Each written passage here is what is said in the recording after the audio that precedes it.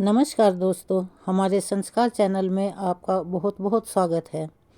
यूँ तो हमारे हिंदू धर्म में बहुत सारे व्रत और त्यौहार मनाए जाते हैं, लेकिन फागुन मास की आमल की एकादशी का विशेष महत्व होता है। सबसे पहले आपको आमल की एकादशी की बहुत बहुत शुभकामनाएं। हमारे हिंदू धर्म और हिंदू पंचांग के अनुसार साल में कुल 24 एकादशियां पड़ती हैं। ऐसे में हर महीने के कृष्ण पक्ष और शुक्ल पक्ष में एक एक एकादशी आती है और हर एकादशी का अपना विशेष महत्व है। ऐसे ही फागुन मास के शुक्ल पक्ष की एकादशी को आमल की एकादशी कहा जाता है। आंवला एकादशी भी इसे ही कहते हैं।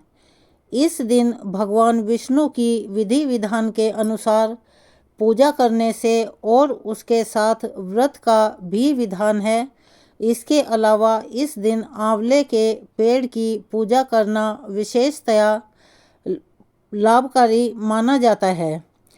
पद्म पुराण के अनुसार आमल की एकादशी का व्रत रखने से सैकड़ों बार तीर्थ करने के बराबर पुण्य फल की प्राप्ति होती है। इसके साथ ही कई यज्ञों को करने के बराबर फल और पुण्य प्राप्त होता है। ऐसा माना जाता है कि इस दिन भगवान विष्णु की पूजा करने से मोक्ष की प्राप्ति होती है। आमल की एकादशी पर आंवला के पूजा का विशेष महत्व माना जाता है। आमल की एकादशी के दिन आंवले के पेड़ की पूजा करना अति शुभ माना जाता है। ऐसा मानते हैं कि आंवले के पेड़ में भगवान विष्णु वास करते हैं। इसीलिए आंवले के पेड़ की पूजा करने से व्यक्ति को हर तरह के दुख दर्द और पापों से मुक्ति मिल जाती है। इसके अलावा इस दिन आंवला खाना भी काफ़ी शुभ माना जाता है। तो आइए आज आमल की एकादशी की कथा सुनते हैं। आमल की एकादशी व्रत कथा। माधांत बोले कि हे वशिष्ठ जी, यदि आप मुझ पर कृपा करें तो किसी ऐसे व्रत की कथा कहिए जिससे मेरा कल्याण हो। महर्षि वशिष्ठ बोले कि हे राजन, सब व्रतों से उत्तम और अंत में मोक्ष प्रदान करने वाली आमल की एकादशी के व्रत का मैं वर्णन करता हूँ। यह आमल की एकादशी फागुन माह के शुक्ल पक्ष में होती है। इस व्रत के करने से समस्त पाप नष्ट हो जाते हैं। इस व्रत का फल 1000 गोदान करने के फल के बराबर होता है। अब मैं आपसे एक पौराणिक कथा कहता हूँ, आप इसे ध्यानपूर्वक सुनिए। एक वैदिश नाम का नगर था, जिसमें ब्राह्मण, क्षत्रिय, वैश्य और शूद्र चारों वर्ण के लोग आनंद के साथ रहते थे। उस नगर में सदैव वेद की ध्वनि गूंजा करती थी तथा पापी, दुराचारी और नास्तिक उस नगर में कोई भी नहीं था। उस नगर में चैत्र रथ नाम का एक चंद्रवंशी राजा राज्य करता था। वह अत्यंत ही विद्वान और धर्म कार्य करने वाला था। उस नगर में कोई भी व्यक्ति दरिद्र व कंजूस नहीं था। सभी नगरवासी विष्णु भगवान के परम भक्त थे और अबला, वृद्ध, स्त्री, पुरुष एकादशी का व्रत किया करते थे। एक समय फागुन मास के शुक्ल पक्ष की आमल की एकादशी आई। उस दिन राजा, प्रजा तथा बाल वृद्ध सबने खुशी के साथ एकादशी का व्रत किया। राजा अपनी प्रजा के साथ मंदिर में जाकर पूर्ण कुंभ स्थापित करके धूप, दीप, नैवेद्य, पंचरत्न आदि से अर्थात आंवले का पूजन करने लगे और इस प्रकार स्तुति करने लगे कि हे धात्री, तुम ब्रह्मा स्वरूप हो, तुम ब्रह्मा जी द्वारा उत्पन्न हुए हो और समस्त पापों का नाश करने वाले हो। तुमको हमारा शत शत प्रणाम है। अब तुम मेरा अर्घ्य स्वीकार करो। तुम श्री रामचंद्र जी द्वारा सम्मानित हो। मैं आपसे प्रार्थना करता हूँ, अतः आप मेरे समस्त पापों का नाश करो। उस मंदिर में सबने रात्रि को जागरण किया। रात के समय वहाँ एक बहेलिया आया जो अत्यंत पापी और दुराचारी था। वह अपने कुटुंब का पालन करने के लिए जीव हत्या करके अपने कुटुंब का गुजारा किया करता था। भूख और प्यास से अत्यंत व्याकुल वह बहेलिया इस जागरण को देखने के लिए मंदिर के एक कोने में चुपचाप बैठ गया और विष्णु भगवान तथा एकादशी महात्म्य की कथा सुनने लगा। इस प्रकार अन्य मनुष्यों की भांति उसने भी सारी रात जागकर बिता दी। प्रातः काल होते ही सब लोग अपने अपने घर चले गए तो बहेलिया भी अपने घर चला गया। घर जाकर उसने भोजन किया।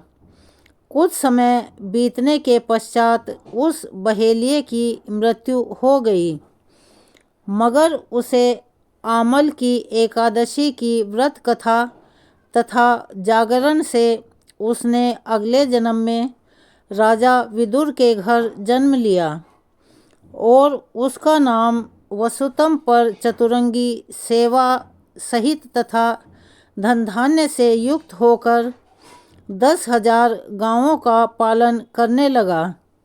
वह तेज में सूर्य के समान, कांति में चंद्रमा के समान और वीरता में भगवान विष्णु के समान और क्षमा में पृथ्वी के समान तथा वह अत्यंत धार्मिक, सत्यवादी, कर्मपरायण और विष्णु का भक्त था। वह प्रजा का समान भाव से पालन करता था। दान देना उसका नित्य का कर्म था। एक दिन राजा शिकार खेलने के लिए गया। संयोगवश वह रास्ता भूल गया और दिशा का ज्ञान ना होने के कारण उसी वन में एक वृक्ष के नीचे थककर सो गया।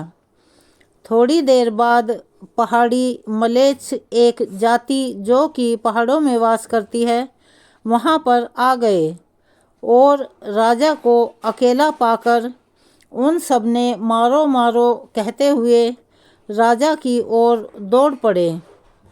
मलेच्छ कहने लगे कि इसी दुष्ट राजा ने हमारे माता पिता, पुत्र पौत्र आदि अनेक संबंधियों को मारा है तथा हमें देश से निकाल दिया है, अतः हम इसे जिंदा नहीं छोड़ेंगे, इसे अवश्य मारेंगे। ऐसा कहकर वे मलेच्छ उस राजा को मारने के लिए दौड़ पड़े और अनेक प्रकार के अस्त्र शस्त्र उसके ऊपर फेंकने लगे। वे सब अस्त्र शस्त्र राजा के शरीर पर गिरते ही नष्ट हो जाते थे और उनका वार पुष्प की समान प्रतीत हो रहा था। अब उन मलेच्छ के अस्त्र शस्त्र उल्टा उन्हीं पर प्रहार कर रहे थे, जिससे वे मूर्छित होकर गिरने लगे थे। उसी समय राजा के शरीर से एक दिव्य स्त्री उत्पन्न हुई। वह स्त्री अत्यंत सुंदर होते हुए भी उसकी भ्रुकुटी टेढ़ी थी। उसकी आँखों से लाल लाल अग्नि की ज्वाला निकल रही थी, जिससे वह दूसरे काल के समान प्रतीत होती थी। वह स्त्री मलेच्छों को मारने के लिए दौड़ी। और थोड़ी ही देर में उसने सभी मलेच्छ को काल के गाल में पहुंचा दिया। अब राजा सोकर उठा तो उसने मलेच्छियों को मरा हुआ देखकर कहा कि इन शत्रुओं को किसने मारा है? इस वन में मेरा कौन हित करने के विचार से ऐसा कर रहा है? तभी आकाशवाणी हुई, हे राजा, इस संसार में विष्णु भगवान के अतिरिक्त कौन तेरी सहायता कर सकता है? इस आकाशवाणी को सुनकर राजा अपने राज्य में वापस आ गया और सुखपूर्वक राज्य करने लगा। महर्षि वशिष्ठ बोले कि हे राजन, यह आमल की एकादशी के व्रत का प्रभाव था। जो भी मनुष्य इस आमल की एकादशी का व्रत करते हैं वे प्रत्येक कार्य में सफल होते हैं और अंत में विष्णु लोक को प्राप्त होते हैं। श्री हरि विष्णु भगवान की जय। आइए अब श्रवण करते हैं जीवन में सुख, शांति तथा समृद्धि पाने के लिए माँ लक्ष्मी और विष्णु भगवान की ये रोचक कथा। भगवान विष्णु धरती भ्रमण के लिए जा रहे थे। तब माता लक्ष्मी ने भी भगवान विष्णु के साथ धरती भ्रमण करने के लिए अपनी इच्छा प्रकट की तथा वो साथ चलने को कहने लगी। तब भगवान विष्णु ने माता लक्ष्मी से कहा कि वे उनके साथ अगर चलना चाहती हैं तो चल सकती हैं, लेकिन उनकी एक शर्त है। वह उस शर्त को मानती हैं तब ही माँ लक्ष्मी भगवान विष्णु के साथ धरती भ्रमण के लिए जा सकती हैं।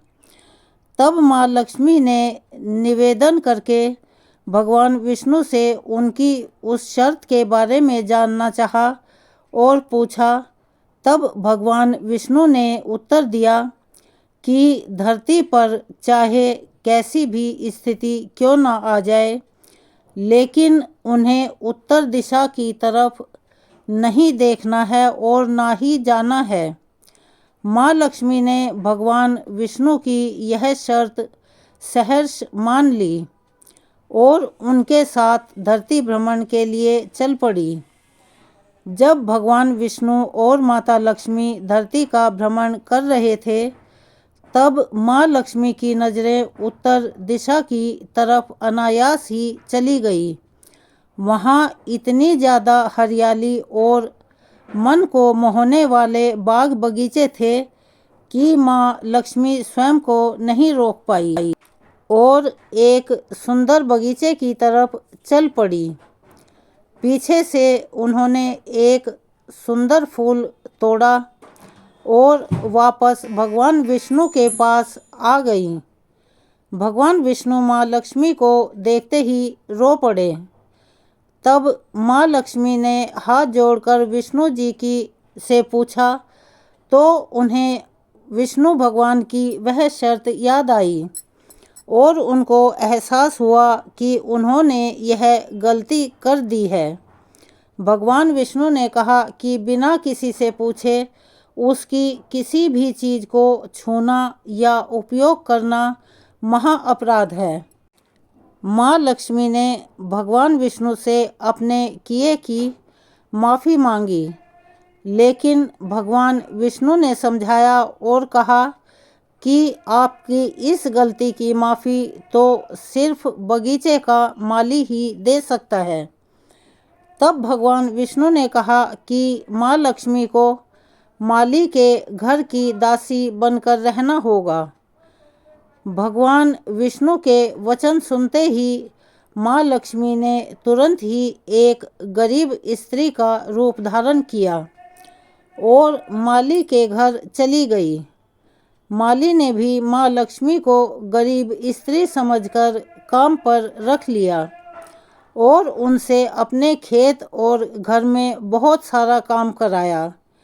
लेकिन जब माली को पता चला कि वह गरीब स्त्री कोई और नहीं बल्कि स्वयं माँ लक्ष्मी है, तब वह अपराध भाव से रोने लगा और बहुत पछताने लगा। उसने माँ लक्ष्मी से प्रार्थना की कि जो भी उसने उनके साथ किया है उसके लिए माँ लक्ष्मी उसे माफ़ करे। माता लक्ष्मी ने मुस्कुराते हुए माली से कहा कि जो भी हुआ वह नियति थी। नियति के आगे किसी का भी वश नहीं चलता। इसमें तुम्हारा कोई दोष नहीं है।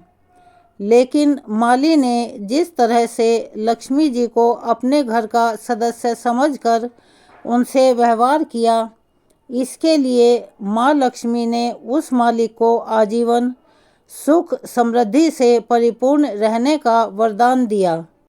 माता लक्ष्मी ने कहा कि अब जीवन में उसको और उसके परिवार को कभी किसी तरह का दुख नहीं भोगना पड़ेगा। इसके बाद माँ लक्ष्मी विष्णु लोक को वापस चली गई। बोलो माँ लक्ष्मी श्री हरि विष्णु भगवान की जय। अब आइए एक कथा और सुनते हैं। भगवान श्री कृष्ण की कथा, जिसको सुनने मात्र से घर की दुख और दरिद्रता दूर हो जाती है।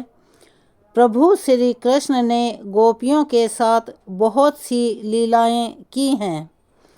श्री कृष्ण गोपियों की मटकी फोड़ते थे और माखन चुराकर खुद भी खाते थे और अपने दोस्तों को भी खिलाते थे। गोपियाँ श्री कृष्ण का उलाहना लेकर बहाने से भगवान श्री कृष्ण के दर्शन करने के लिए यशोदा मैया के पास जाती थी। ऐसा अनेकों बार हुआ है।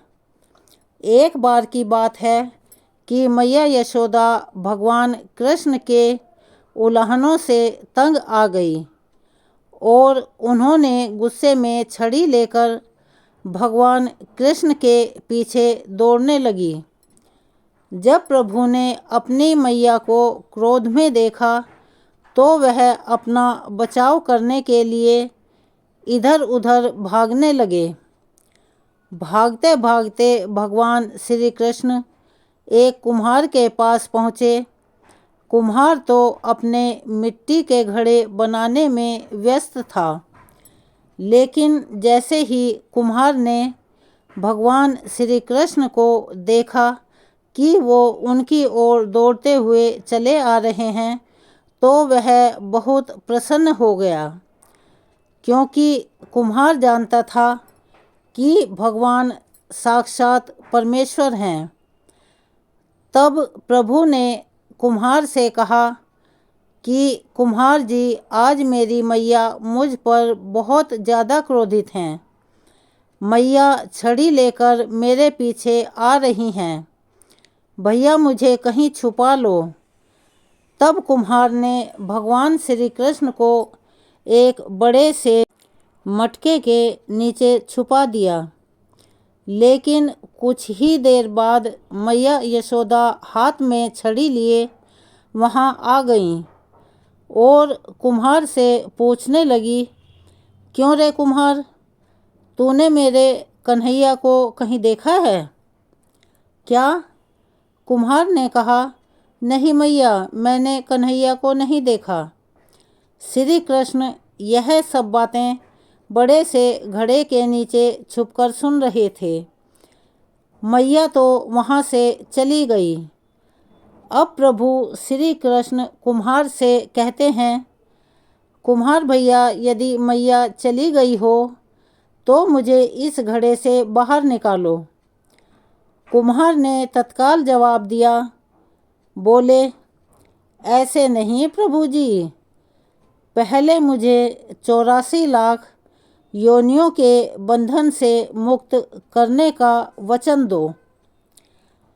तभी कृष्ण भगवान मुस्कुराए और कहा, ठीक है, मैं तुम्हें 84 लाख योनियों से मुक्त करने का वचन देता हूँ, लेकिन अब तो मुझे बाहर निकाल दो।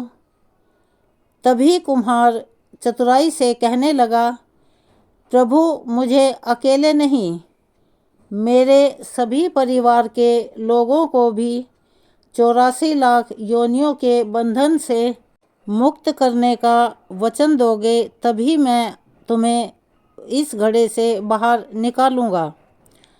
तभी प्रभु जी मुस्कुराते हुए कहते हैं, चलो ठीक है, उनको भी 84 लाख योनियों के बंधन से मुक्त होने का वचन देता हूँ। अब तो मुझे घड़े से बाहर निकाल दो। अब कुम्हार कहता है, बस प्रभु जी, हाथ जोड़कर मेरी आपसे एक ही विनती है, वह यह कि उसे भी पूरा करने का वचन दे दो, तो मैं आपको घड़े से बाहर निकाल दूंगा। भगवान बोले, वो भी बता दो, क्या कहना चाहते हो। कुम्हार कहने लगा, प्रभु जी, जिस घड़े के नीचे आप छुपे हुए हो, उसकी मिट्टी मेरे बैलों के ऊपर लाद के लाई गई है। मेरे इन बैलों को भी 84 लाख योनियों के बंधन से मुक्त करने का वचन दे दो। भगवान ने कुम्हार के इस निश्चल प्रेम से पर प्रसन्न होकर उन बैलों को भी 84 लाख योनियों के बंधन से मुक्त होने का वचन दे दिया। फिर प्रभु बोले, अब तो तुम्हारी सब इच्छाएं पूर्ण हो गई हैं, अब तो मुझे घड़े से बाहर निकाल दो। तब कुम्हार कहता है, अभी नहीं भगवान, बस एक अंतिम इच्छा और है, वह भी पूरी कर दीजिए।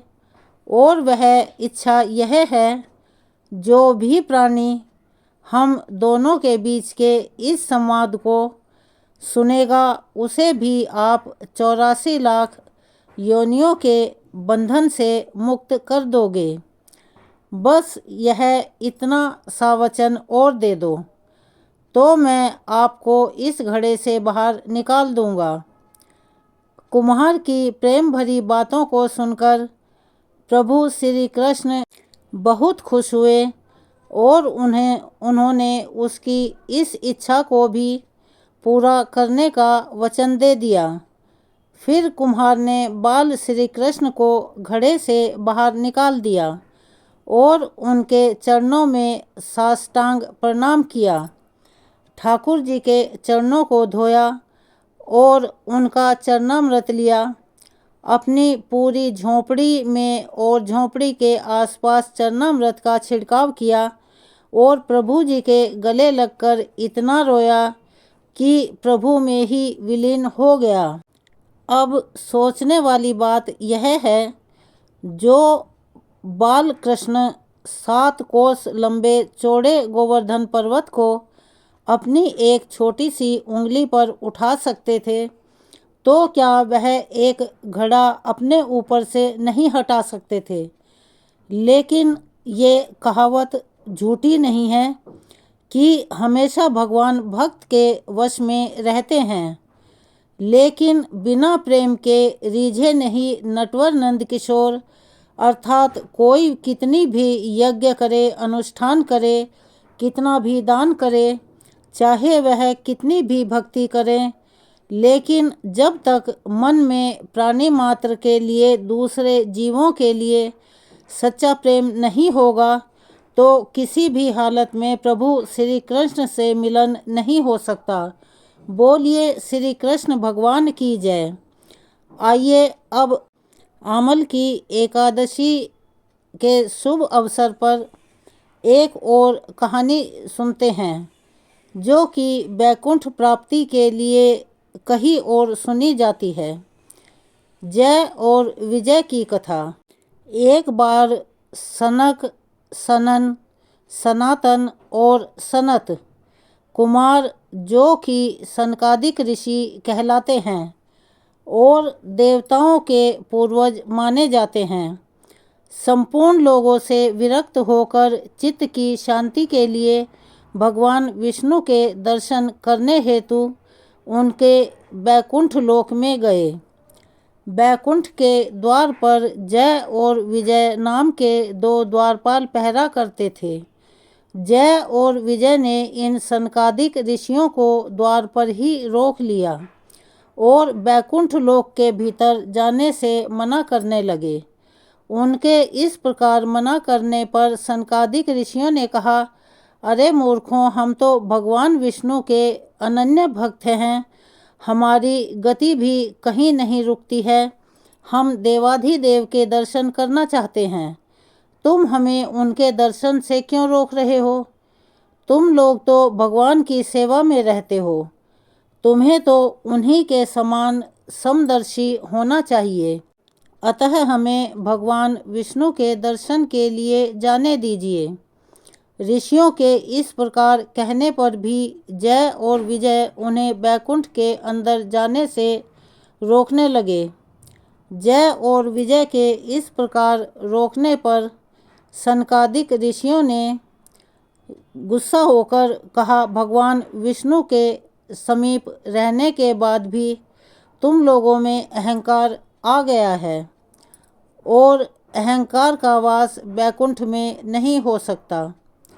इसीलिए हम तुम्हें शाप देते हैं कि तुम लोग पाप योनि में जाओ और अपने पाप का फल भुगतो। उनके इस प्रकार शाप देने पर जय और विजय भयभीत होकर उनके चरणों में गिर पड़े और हाथ जोड़कर क्षमा याचना करने लगे। यह जानकर के सनकादिक ऋषि कि भगवान विष्णु से भेंट करने आए हैं, भगवान विष्णु स्वयं लक्ष्मी जी के साथ अपने समस्त पार्षदों के साथ उनके स्वागत के लिए पधारे। विष्णु ने उनसे कहा, हे मुने, कृपा करो कि जय और विजय नाम के मेरे पार्षद हैं। इन दोनों ने अहंकार और कुबुद्धि को धारण कर आपका अपमान करके जो अपराध किया है, ये लोग मेरे प्रिय भक्त हैं और इन्होंने आपकी अवज्ञा करके मेरी भी अवज्ञा की है। इनको श्राप देकर आपने उत्तम कार्य किया है। इन अनुचरों ने ब्राह्मणों का तिरस्कार किया है और उसे मैं अपना ही तिरस्कार मानता हूँ। मैं इन पार्षदों की ओर से क्षमा याचना करता हूँ। सेवकों का अपराध होने पर भी संसार स्वामी का ही अपराध माना जाता है। अतः मैं आप लोगों की प्रसन्नता की भिक्षा चाहता हूँ। भगवान के इन मधुर वचनों से सनकादिक ऋषियों का क्रोध तत्काल ही शांत हो गया। भगवान की इस उदारता से वे अति आनंदित हुए और बोले, आप धर्म की मर्यादा रखने के लिए ही ब्राह्मणों को इतना आदर देते हो। और कहा, हे नाथ, हमने इस निरपराध पार्षदों को क्रोध के वश में होकर श्राप दे दिया है। इसके लिए हम आपसे हाथ जोड़कर क्षमा चाहते हैं। आप उचित समझें तो इन द्वारपालों को क्षमा करके हमारे श्राप से मुक्त कर सकते हैं। भगवान विष्णु ने कहा, मुनिगण, मैं सर्वशक्तिमान होने के बाद भी ब्राह्मणों के वचन को असत्य नहीं करना चाहता, क्योंकि इससे धर्म का उल्लंघन होता है। आपने जो भी श्राप दिया है वह मेरी ही प्रेरणा से हुआ है। ये अवश्य ही इस दंड के भागी हैं। ये दत्ती के गर्भ में जाकर दैत्य योनि को प्राप्त करेंगे और मेरे द्वारा इनका संहार होगा। यह मुझसे शत्रु भाव रखते हुए भी मेरे ही ध्यान में हमेशा लीन रहा करेंगे। मेरे द्वार पर इनका साथ होने के बाद यह पुनः इस धाम में वापस आ जाएंगे। हाथ जोड़कर बोलिए, विष्णु भगवान की जय। हमें उम्मीद है कि आज की हमारी ये एकादशी व्रत कथा आप सभी को पसंद आई होगी। अगर आपको हमारी ये कहानी, ये कथा पसंद आई हो तो प्लीज़ हमारे चैनल को सब्सक्राइब करें, लाइक करें, ज़्यादा से ज़्यादा शेयर करें ताकि ये जानकारी और लोगों तक भी पहुंच सके, वे भी इससे लाभान्वित हो सकें। अगर आपको हमारी कहानी में, हमारी वीडियो में कोई कमी नज़र आती है तो प्लीज़ कमेंट करके हमें बताएं। हम उन्हें सुधारने का अपना पूरा प्रयास करेंगे। आगे विशेष ध्यान रखेंगे कि कोई ऐसी गलती ना दोहराई जाए। अब इसी कथा के समापन के साथ प्रेम से बोलिए जय श्री विष्णु भगवान, जय हो माँ लक्ष्मी की।